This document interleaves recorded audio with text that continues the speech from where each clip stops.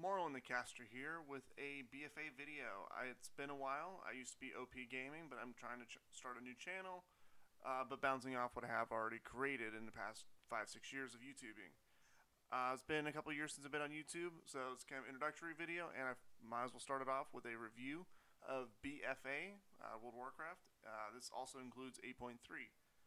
I'm gonna go through a couple of positives and negatives of the entire game, which the stuff that I do every day.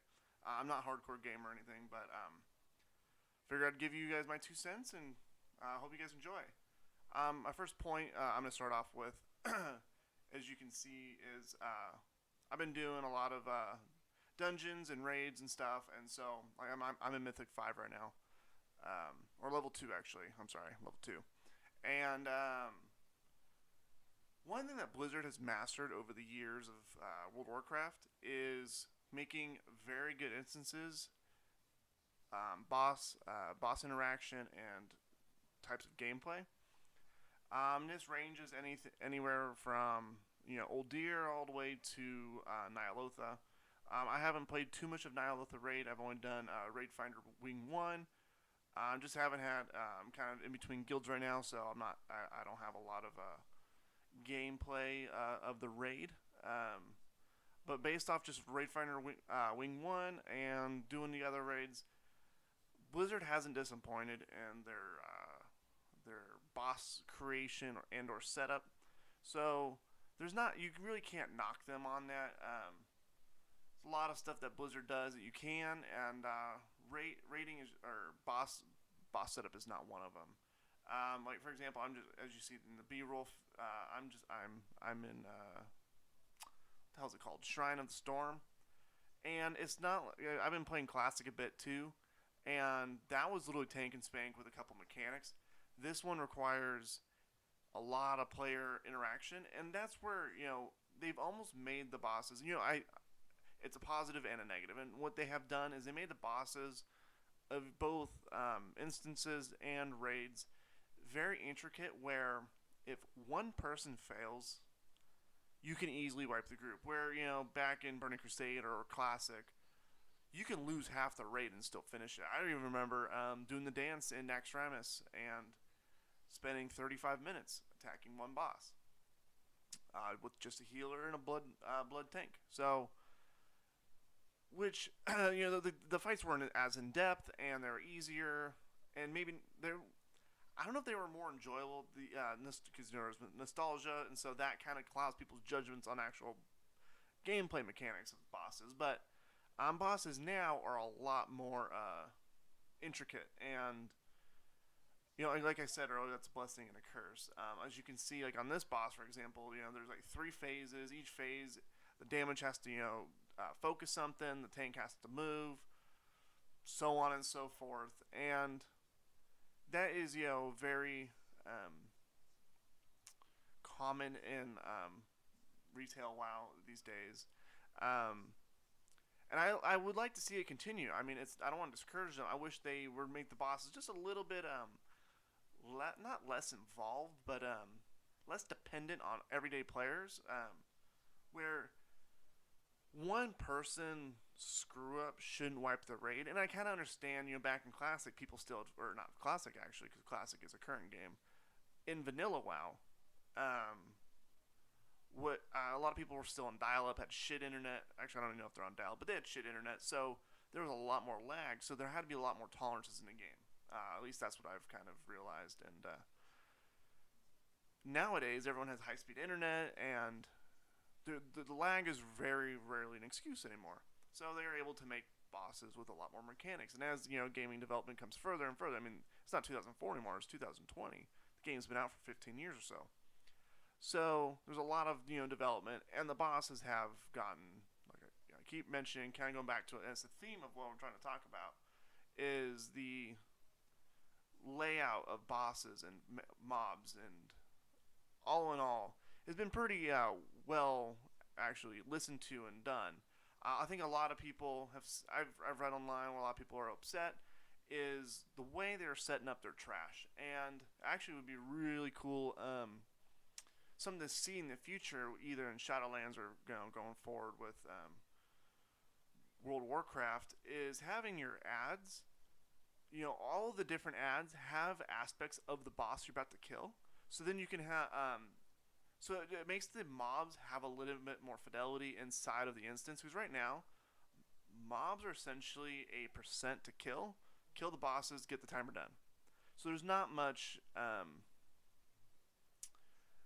continuity. The ads just feel placed there, and it'd be kind of cool to kind of see ads kind of test your skill on the boss instead of just being mindless creatures. And that would be, I think, a really good thing to see kind of going forward, is see how can they take what they know about bosses and move it over to ads. Because right now, like I said, ads are just mindless. They're just an obstacle to the fight, and they always have been, even since vanilla. And it'd be if we can just get a little bit more not interaction, but like worth out of them instead of just waste time filler. So that would I like to see kind of going forward. But going that we touched upon rating and battle instances and stuff, and BFA has pretty much mastered the bosses. But one thing that they've added, and I think it's there's two big aspects of this game that I think are negative, that they keep releasing out, is the amount of daily quests. And this game does feel a little chorish. Because in 8.2 they added Mechagon and Najatar, which I'll talk about right now. As you can see, I have like in Mechagon, for example, they have probably about 6 or 7 pick-upable dailies, kind of like back in the day with Wrath of the Lich King or Burning Crusade. Even Cataclysm, I would say, but just pick-upable quests, like the blue question mark as opposed to world quests. I guess this all actually went all the way to Legion.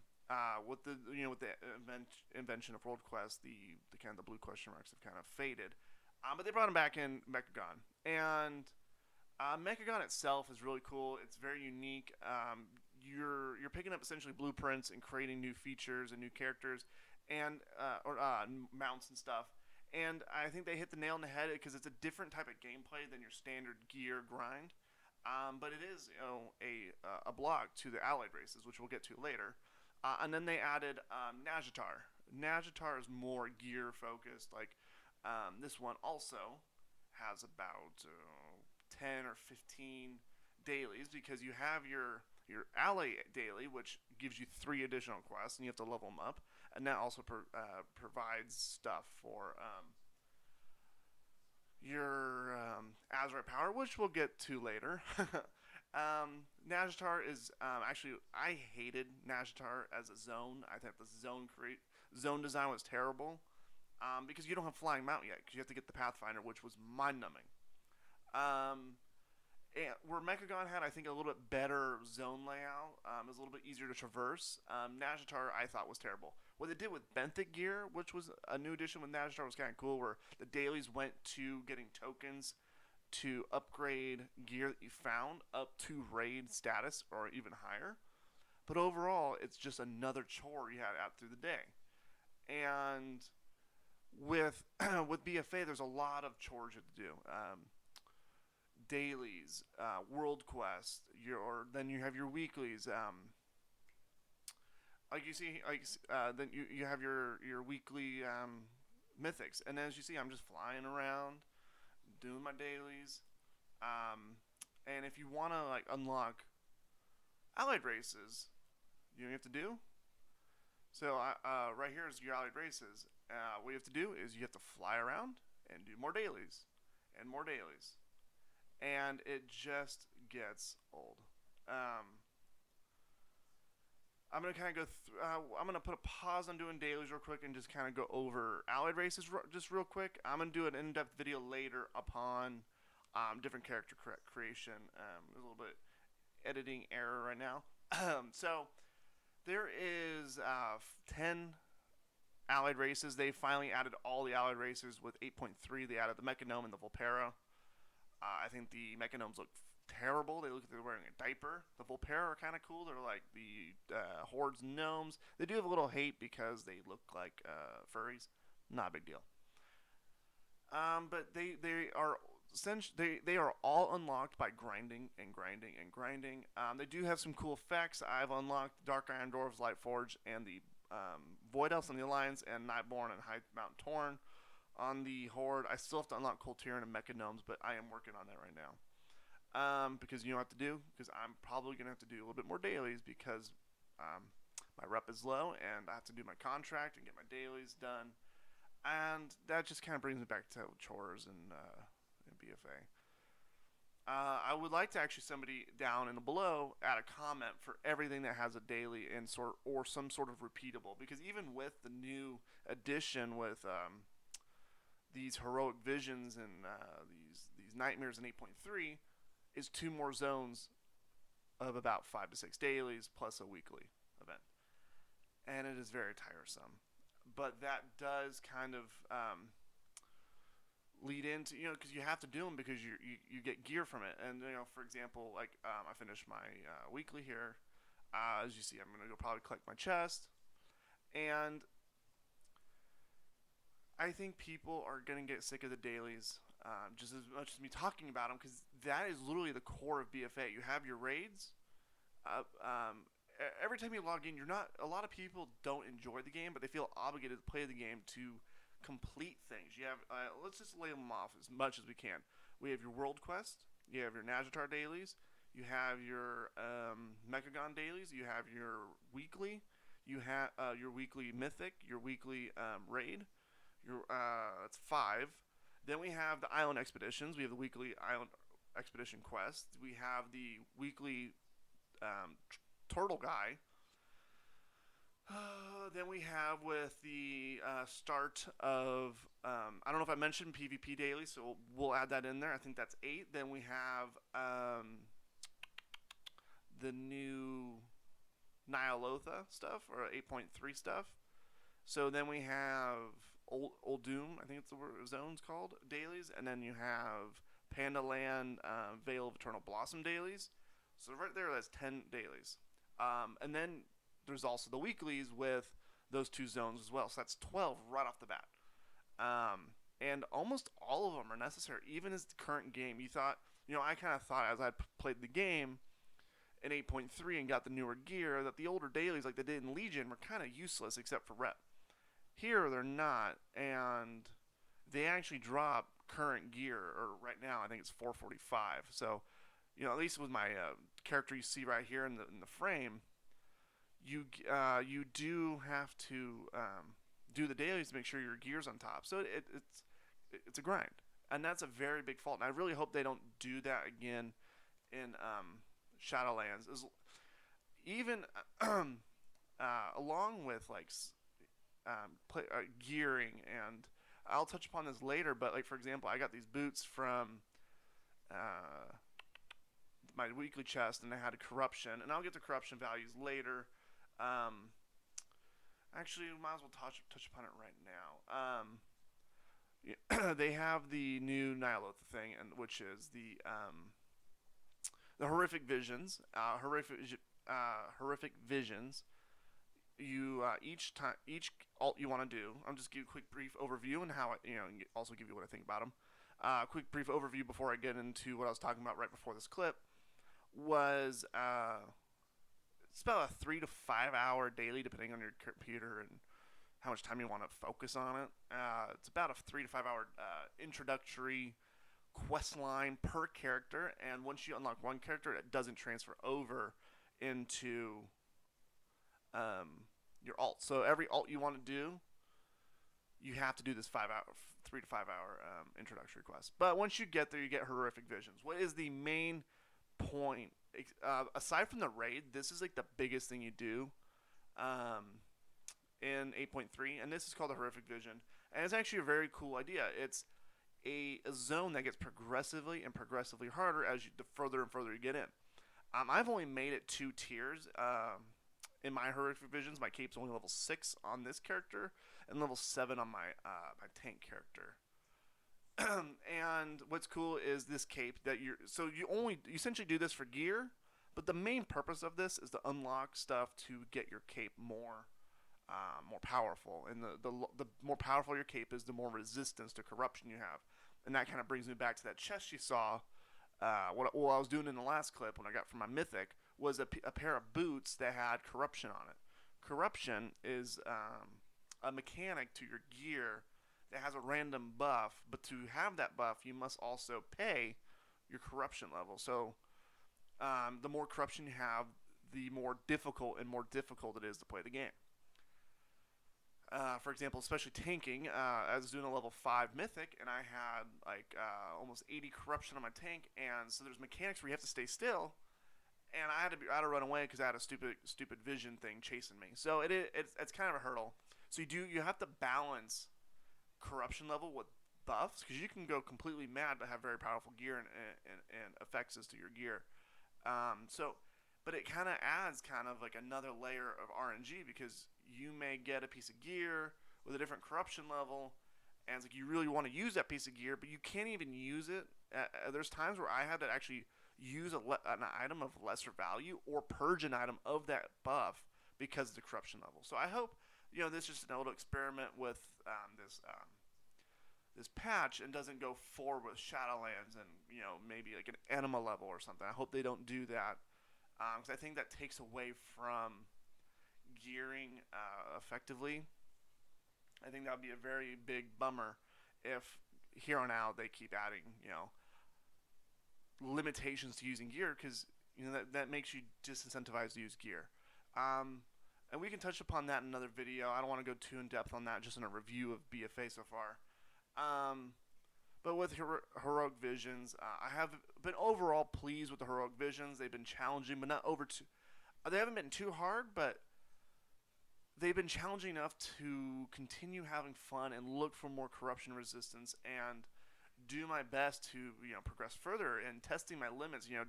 Maybe going and actually, because each place, there's I think like 6 places in each city, which alternates between Orgrimmar and Stormwind every day, and each zone gets locked out. So I think it's kind of cool that every zone you go into is a different effect and an issue, like a different thing, and you're able to kind of push yourself. Like, oh, I only have 2 more recoveries. I'm gonna try and see how far I can go in another zone. So you've already done, you cleared to the main boss. You do 1 zone, and then you try and do a 3rd zone or a 4th zone or a 5th zone. You can try and go as far as you want, but you'll eventually end up dying unless you kill the boss. So it is fun to kind of test your limits, and I think Blizzard overall actually hit something unique here, and I'd like to see different variations and build upon this as something positive for Blizzard, and not something. I don't want them to take the worst of this, like the corruption gear. I don't want them to take the best of this, like the Horrific Visions. There's pros and cons to 8.3, and I'll do a review of 8.3 all together separately.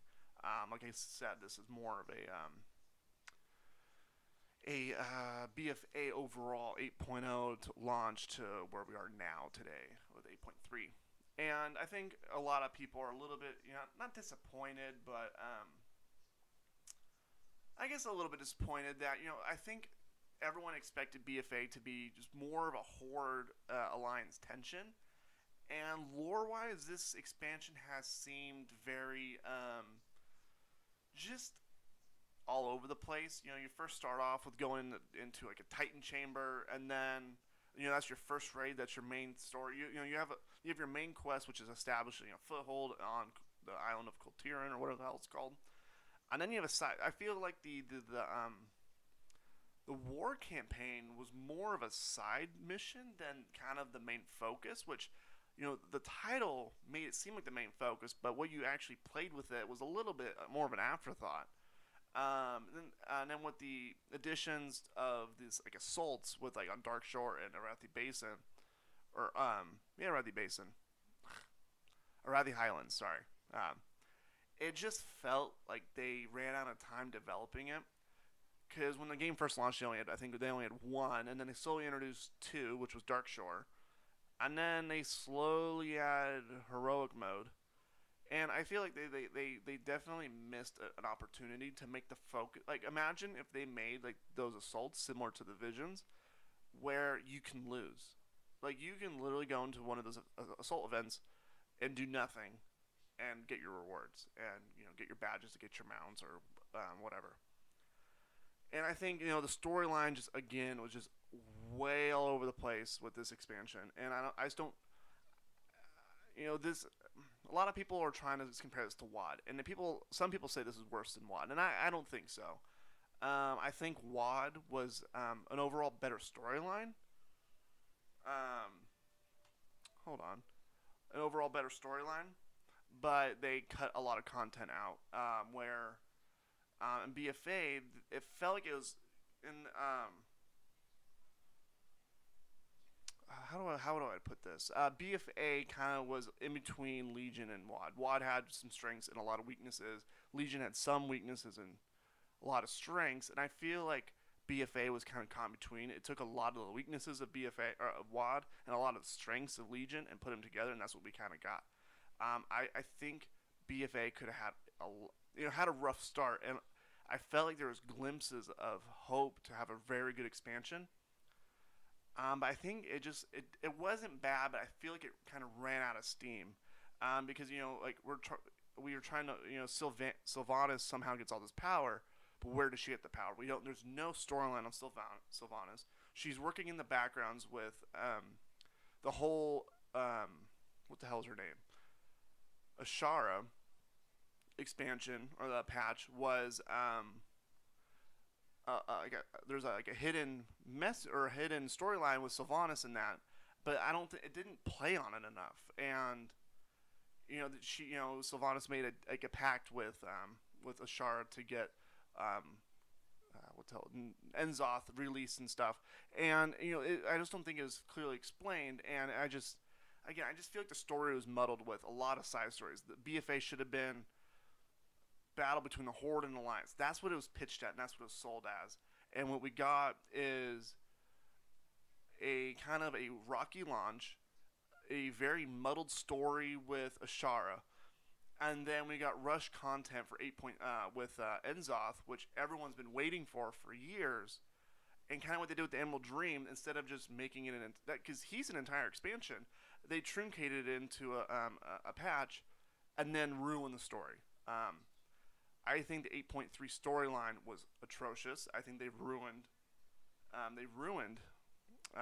Enzoth and the Black Empire, and I think they could have just done a lot better with that. And I don't want to keep rambling about the story. Overall, I want to say I'd give BFA a final verdict of this. I've enjoyed it. I've actually played this more than any other expansion, I think, other than Wrath of the Lich King and BC. Classic or vanilla, everyone played a lot. Yeah, who didn't, right? I played pretty steady until about Cataclysm, and then kind of petered off and just came on, played a little bit, and just off and on again between Panda Land and now. And I've actually played, I think, I played BFA a lot more than Legion and WoD. I've actually enjoyed the game. I've never felt like I've ran out of stuff to do. And that kind of goes back to, the amount of dailies that you have to do and the chores. But at the same time, I have enjoyed the game, and I've actually played it, like I said, longer than most of the other ones.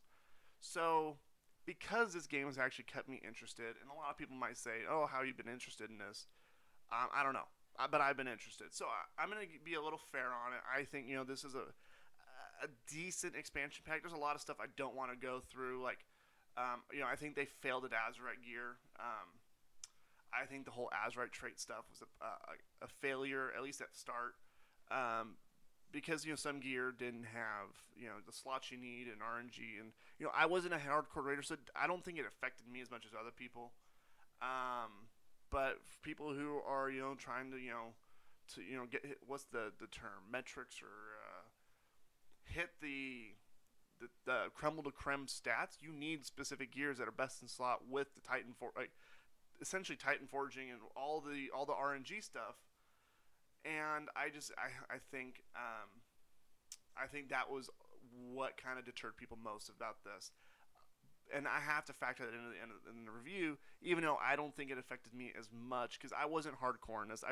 I logged on and I'm trying to do more. I think this expansion for me has been more of a collectibles plus decent gear plus mythics and LFR and basic rating. I wasn't trying to set the limits, and so because of that, I think BFA is definitely like a 6 out of 10 or so. I think it was a decent expansion. I think they made some major missteps and they recovered from about half of them. I hope they learn from this and take the best of this, best of Legion, the best of WoD, and the best of everything, and listen and look at the success of Classic and move that into BFA into Shadowlands. And I think